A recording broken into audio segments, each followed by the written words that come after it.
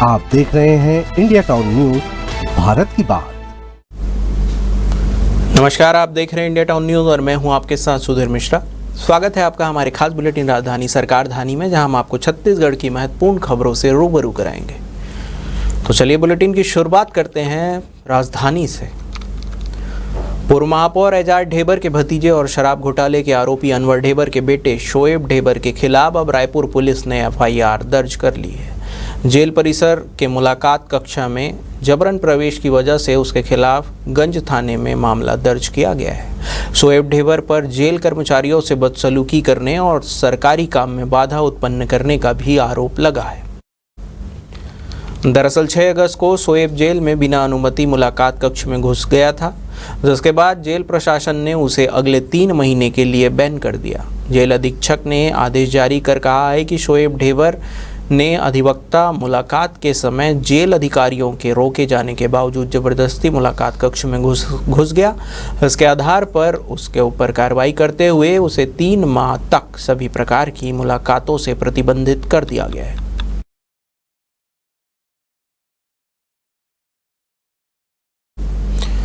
केंद्र सरकार ने छत्तीसगढ़ को प्रधानमंत्री जनमत योजना के तहत 375 करोड़ रुपए से अधिक के लागत वाले 100 पुलों की स्वीकृति दी है। अधिकारियों ने बताया है कि प्रधानमंत्री जनमत योजना के अंतर्गत भारत सरकार ने छत्तीसगढ़ को 375.71 करोड़ रुपए की अनुमानित लागत से कुल 100 पुलों की स्वीकृति प्रदान की है।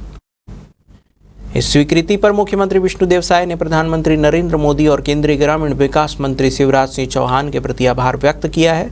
उन्होंने कहा है कि जनमन योजना के माध्यम से विशेष रूप से कमजोर जनजाति समूहों को सशक्त बनाने की जो दूरदर्शी पहल केंद्र सरकार के द्वारा की गई है, वह छत्तीसगढ़ जैसे आदिवासी बहुल राज्य के लिए महत्वपूर्ण है। उन्होंने कहा कि हम इस स्वीकृति को केवल पुलों और सड़कों की स्वीकृति नहीं, बल्कि विकास, विश्वास और समावेश की नई राह के रूप में देखते हैं।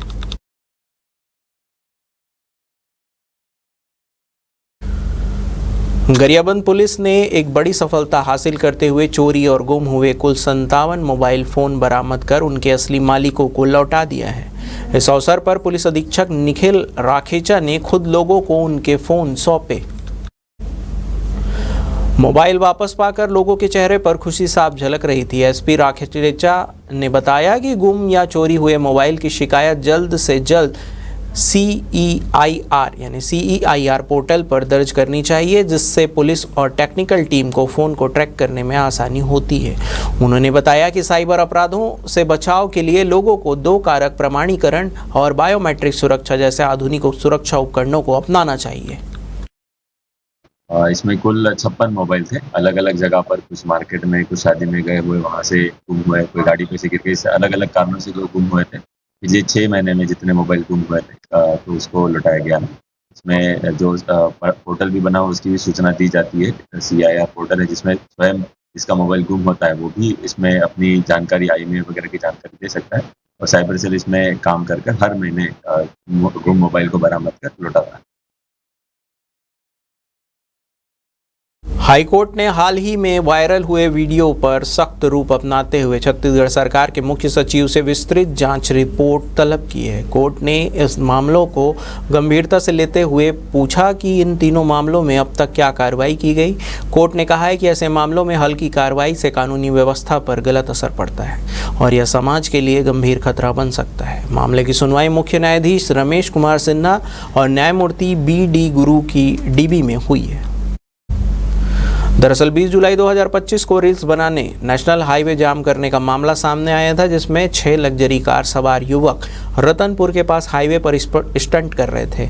इस वजह से लंबा जाम लग गया। बाद में इन युवकों में से एक वेदांत शर्मा ने यह वीडियो अपनी इंस्टाग्राम ID पर पोस्ट कर दी, जो तेजी से वायरल हुआ। मामले में पुलिस ने पहले तो केवल 2-2 हज़ार रुपये का जुर्माना लगाकर मामला रफा दफा करने की कोशिश की, लेकिन जब वीडियो वायरल हुआ और मामला अदालत तक पहुंचा, तब FIR दर्ज की गई। आरोपियों के ड्राइविंग लाइसेंस भी 3 महीने के लिए निलंबित कर दिए गए हैं।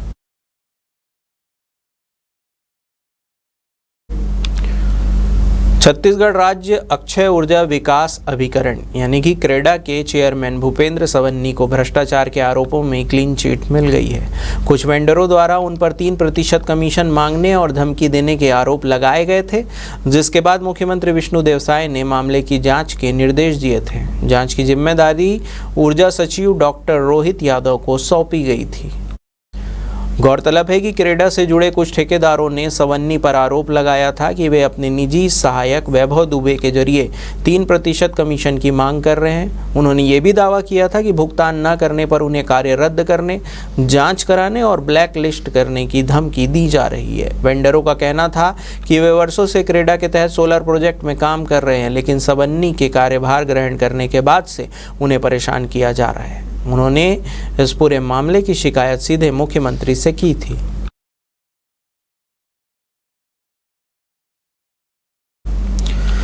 वक्त है एक छोटे से ब्रेक का। बने रहिए इंडिया टाउन न्यूज के साथ। अब खबर आपकी उंगलियों पर, हर खबर पर हमारा नजरिया। इंडिया टाउन न्यूज, भारत की बात। ब्रेक के बाद आपका स्वागत है।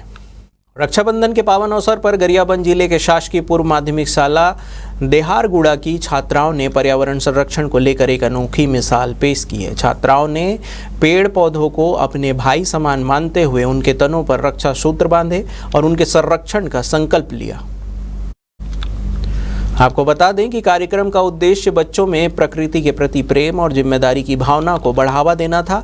छात्राओं ने संकल्प लिया कि वे इन पेड़ों की देखभाल करेंगी और दूसरों को भी अधिक से अधिक वृक्षारोपण के लिए प्रेरित करेंगी। इस अवसर पर विद्यालय के शिक्षकगण और स्थानीय पर्यावरण कार्यकर्ता भी उपस्थित रहे। उन्होंने छात्राओं के इस कार्य को सराहा और उन्हें प्रोत्साहित किया। कार्यक्रम के अंत में सभी ने मिलकर वृक्षारोपण किया और धरती को हरा भरा बनाने का संकल्प लिया।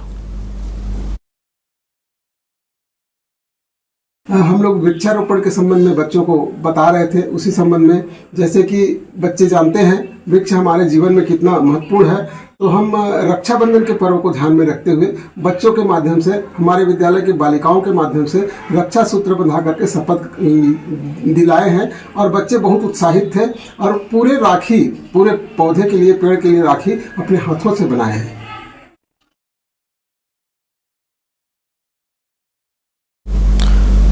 धमतरी के नगरी ब्लॉक अंतर्गत मैनपुर गांव में एक दिल दहलाने वाली घटना सामने आई है, जहां चौथी कक्षा में पढ़ने वाली मासूम आन्या नेताम पर आवारा कुत्तों ने उस वक्त हमला कर दिया जब वह स्कूल से लौटकर अपने घर के बाड़ी में खेल रही थी।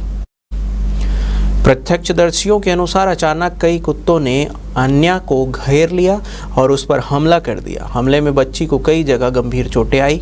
आनन फानन में परिजनों ने उसे सरकारी अस्पताल में भर्ती कराया, जहां प्राथमिक उपचार के दौरान डॉक्टरों ने आन्या को 25 टाँके लगाए। डॉक्टरों के अनुसार बच्ची की हालत फिलहाल स्थिर है, लेकिन बेहतर इलाज के लिए उसे रायपुर रेफर किया गया है। वहीं इस घटना के बाद ग्रामीणों ने प्रशासन से आवारा कुत्तों की बढ़ती समस्या पर तत्काल और सख्त कार्रवाई की मांग की है।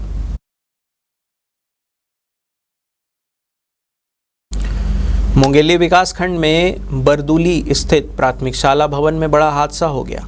पढ़ाई के दौरान छत का प्लास्टर गिरने से एक छात्रा के सिर फट गया, वहीं दूसरी छात्रा को गंभीर चोटें आई है। सूचना के अनुसार भवन की छत का प्लास्टर अचानक गिर गया, जिससे दोनों छात्राओं को चोटें आई। हादसे के बाद स्थानीय प्राथमिक स्वास्थ्य केंद्र में दोनों छात्राओं का इलाज किया गया, लेकिन घटना ने स्कूल शिक्षा विभाग कि स्कूलों की मरम्मत और रखरखाव को लेकर किए गए दावों की पोल खोल दी है। विभाग के दावे हैं कि स्कूलों का मरम्मत कार्य नियमित रूप से होता है, लेकिन यह हादसा उनकी बातों की सच्चाई को चुनौती देता है।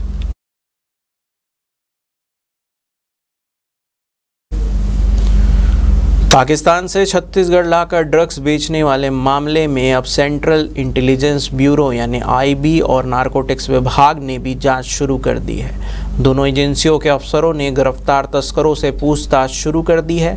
साथ ही कोर्ट में मुख्य आरोपी लवजीत सिंह, सुवित श्रीवास्तव और सैफ चीला की रिमांड अवधि बढ़ाकर 11 अगस्त तक कर दी है।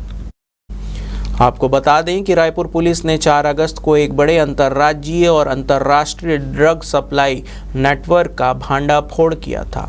पुलिस ने टिकरापारा थाना क्षेत्र में स्थित कमल विहार के एक मकान में दबिश देकर पाकिस्तान से तस्करी कर लाई गई 1 करोड़ रुपए की 412 ग्राम हेरोइन बरामद की थी और पंजाब के कुख्यात ड्रग सप्लायर लवजीत सिंह सहित कुल 9 तस्करों को गिरफ्तार किया था।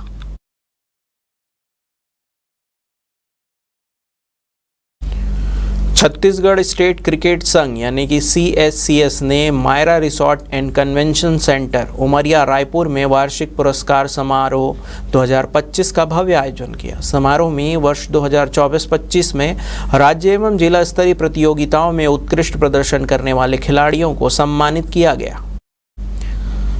इस मौके पर विभिन्न आयु वर्ग और फॉर्मेट में महिला और पुरुष खिलाड़ियों को ट्रॉफी और प्राइज मनी देकर सम्मानित किया गया। सीनियर कैटेगरी में आयुष पांडे को player of the year award मिला, जिन्होंने घरेलू टूर्नामेंट में 1165 रन बनाए। जूनियर कैटेगरी में विकल्प तिवारी को यह सम्मान हासिल हुआ।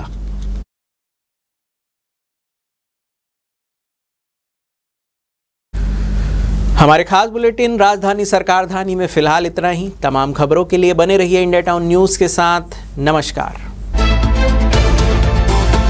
आप देख रहे हैं इंडिया टाउन न्यूज, भारत की बात।